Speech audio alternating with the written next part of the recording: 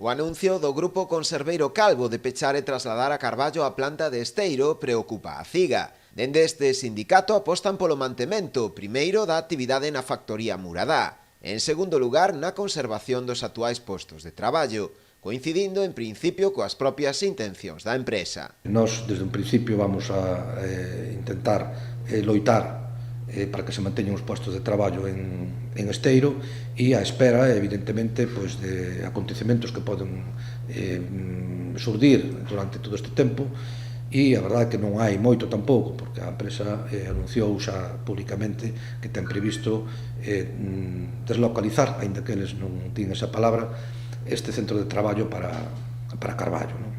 Dende a CIGA consideran que a situación é un auténtico mazazo para a comarca. É unha lástima porque, se nos damos conta, pues, prácticamente desde Noia hasta Camariñas, sacando Ferroatlántica e algo máis, pues, era das poucas empresas que quedaban e que collían un número. Isto é un auténtico mazazo para a comarca e se eso se produce, aínda que, como di a empresa, boa parte ou unha parte da plantilla dos traballadores non perdan o posto de traballo, porque a empresa di que non se perden os postos de traballo porque se ofrece en Carballo, non?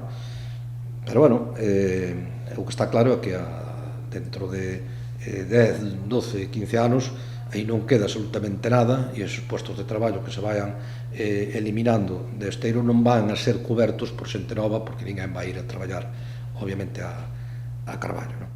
Todo apunta a que xa non haberá marcha atrás na decisión da empresa e o peche da factoría parece xa insalvable.